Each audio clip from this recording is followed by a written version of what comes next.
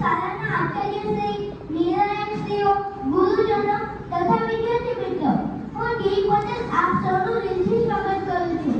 આજે જ્યારે મને અહીં બોલવાની તક મળી છે ત્યારે એટલું કહીશ કે जब आंखें खुले तब धरती हिंदुस्तान की हो, जब आंखें खुले तब धरती हिंदुस्तान की हो, जब आंखें बंद हो तो यादें हिंदुस्तान की हो. हम मर भी जाए तो कोई गम नहीं, हम मर भी जाए तो कोई गम नहीं, मरते वक्त मिट्टी हिंदुस्तान की हो. આપણો દેશ વર્ષો સુધી અંગ્રેજોનો ગુલામ રહ્યો છે. દેશના અંગ્રેજી અપવાઓમાં ઘણા બધા સ્વતંત્ર સેનાનીઓએ બલિદાન આપ્યા છે. મહાત્મા ગાંધીજી, सरदार वल्लभभाई पटेल, जवाहरलाल नेहरू, भगत सिंह जी, सुभाष चंद्र बोस, मंगल पांडे, खुदीराम बोस जो असंख्य भारतीयोના બલિદાનથી આ આઝાદી આપણને મળેલી છે.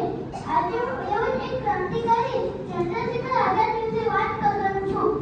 જો કોઈ યુવાન માતૃભૂમિની સેવા કરતો નથી તો તેનું જીવન વ્યર્થ છે એવું માનનારા ચંદ્રશેખર આઝાદનો જન્મ 23 જુલાઈ 1906 ના રોજ મધ્ય પ્રદેશના અલીરાજપુર જિલ્લાના ભાલવા ગામે થયો હતો.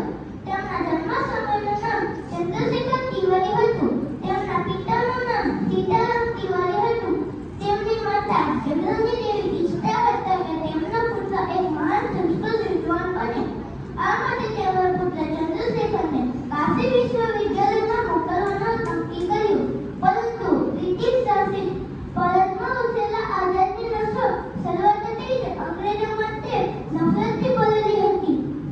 તેઓ 1920માં માત્ર 14 વર્ષની વયે ગાંધીજીના અસહકાર આંદોલનમાં જોડાયા હતા. 14 વર્ષની ઉંમરે તેમની ધરપકડ કરવામાં આવી હતી અને ન્યાયાધીશ સમક્ષ રજૂ કરવામાં આવ્યા. જ્યારે ન્યાયાધીશે તેમનું નામ પૂછ્યું ત્યારે તેમણે ખૂબ જ વિચારતાથી કહ્યું આઝાદ. પિતાનું નામ પૂછતા તેમણે ખૂબ જ મોટેથી કહ્યું સ્વતંત્રતા. સરનામું પૂછતા તેમણે કહ્યું જેલ. આના પર ન્યાયાધીશે તેમને જાહેરમાં 15 ચાબુક ફટકારવાની સજા કરી.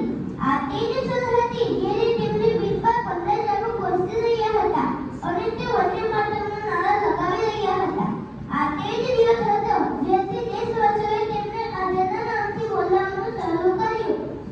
ચંદ્રશેખર આઝાદ પોતાની નિર્ભયતા અને નિશ્ચય માટે જાણીતા હતા અને તેમણે બ્રિટિશ સત્તાવાળાઓ સાથે સમાધાન કરવાનો ઇનકાર કર્યો હતો.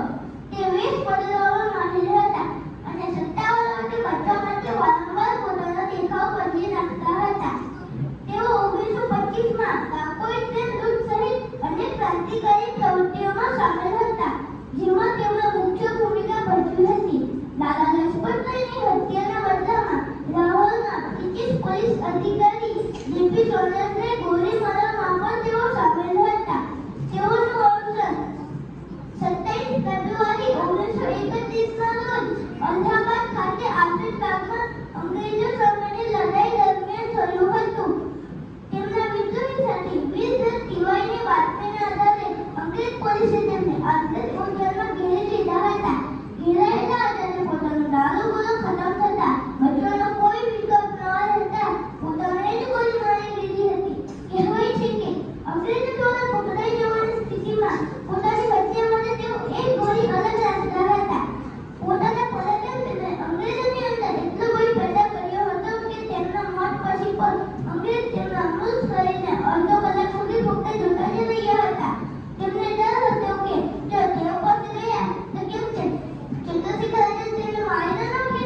ચંદ્રશેખર આઝાદની પિસ્તોલ આજે પણ અલ્હાબાદ સંગ્રહાલયમાં સંરક્ષણ માટે રાખવામાં આવેલી છે. અંતમાં ચંદ્રશેખર આઝાદ વિશે એટલું કહી મારી વાત પૂર્ણ કરી.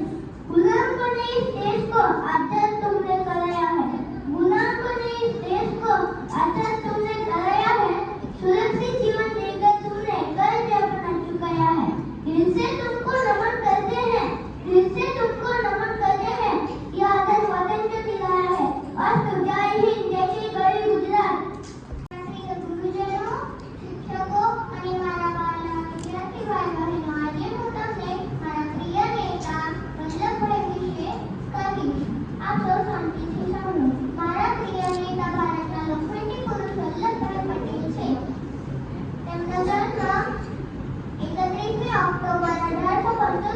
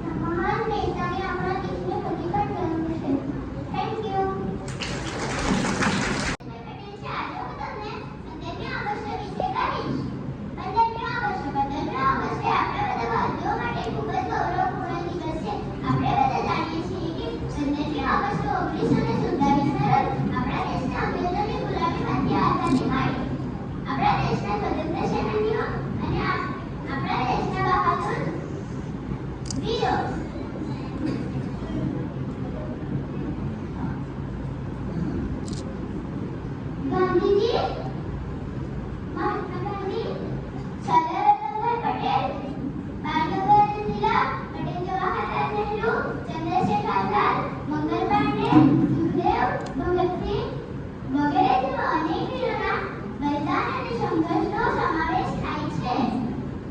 આઝાદી મેળવવી સહેલી નહોતી. દરેક તકે અંગ્રેજોનો અત્યાચાર અને અન્યાય સહન કરવા પડ્યા, જેથી આપણે સ્વતંત્ર રહી શકીએ.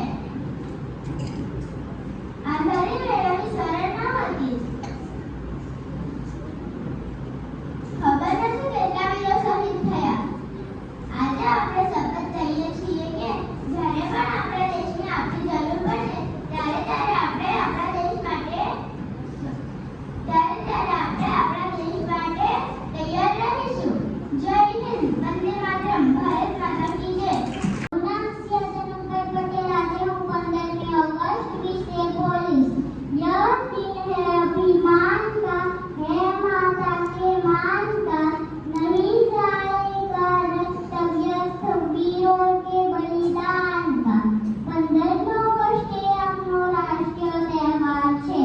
ઈસવીસન 1947 પહેલા આપણા દેશમાં અંગ્રેજોનું શાસન હતું. આપણો દેશ સ્વતંત્ર હતો, તેથી આપણે અનેક યાતનાઓ ભોગવવી પડતી. આપણા દેશના લોકોએ આઝાદી મેળવવા ગાંધીજીની આગેવાની હેઠળ અનેક આંદોલનો કર્યા. આ આંદોલનમાં સરદાર વલ્લભભાઈ પટેલ, ચંદ્રશેખર વગેરે પોતાનું મહત્વપૂર્ણ દાન આપ્યું. આખરે 15મી ઓગસ્ટ 1947ના દિવસે આપણો દેશ આઝાદ થયો. દેશના લોકોએ આઝાદીનો આનંદ મનાવ્યો. ત્યારથી આ દિવસ દર વર્ષે ખૂબ ધૂમધામથી ઉજવાય છે. આ દિવસે સવારે શાળામાં ધ્વજવંદનનો કાર્યક્રમ રાખવામાં આવે છે. રાષ્ટ્રધ્વજ ફરકાવવામાં આવે છે, ગીતો ગવાય છે, સાંસ્કૃતિક કાર્યક્રમો થાય છે. સરકારી અને સાર્વજનિક સંસ્થાઓ પર રાષ્ટ્રધ્વજ ફરકાવવામાં આવે છે અને આપણા વડાપ્રધાન લાલ કિલ્લા પર રાષ્ટ્રધ્વજ ફરકાવે છે અને રાષ્ટ્રને સંબોધે છે. કેટલાક શહેરો અને ગામમાં પ્રભાત ફેરી કાઢવામાં આવે છે. આ દિવસે આપણા દેશના લડવૈયાઓને યાદ કરીને તેમને અંજલિ આપવામાં આવે છે. રાષ્ટ્રીય ભાવના જગાડતા ગીતો, નાટકો, સંવાદો વગેરેના કાર્યક્રમો રજૂ કરવામાં આવે છે. રેડિયો અને ટીવી પર રાષ્ટ્રીયના વિવિધ કાર્યક્રમો રજૂ કરવામાં આવે છે. સાંજે ઠેર ઠેર રોશની કરવામાં આવે છે. અંતે હું એટલું જ કહેવા માંગુ છું કે ભારત मेरा भारत मेरी शान, मेरा भारत मेरी जान.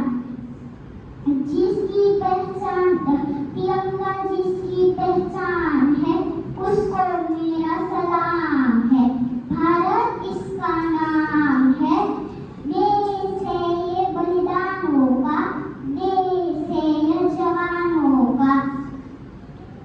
भारत किसी भी दुश्मन से नहीं डरेंगे. भारत इसका नाम है. मेरा भारत मेरी शान, मेरा भारत मेरी जान. आजादी अमर रहो. जय हिंद, जय भारत. હું આજે તમને ગાંધીજી વિશે કહીશ. મહાત્મા ગાંધીનો જન્મ 2 ઓક્ટોબર 1879ના રોજ પોરબંદરમાં થયો હતો.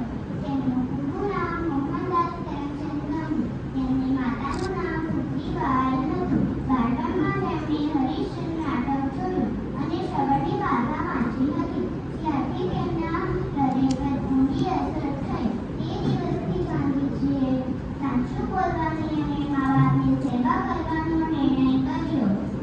ગાંધીજી વકીલાત કરવા માટે દક્ષિણ આફ્રિકા ગયા હતા. દક્ષિણ આફ્રિકાથી પાછા ભારત આવ્યા ગાંધીજી ત્યારે ભારતમાં અંગ્રેજોનું શાસન હતું.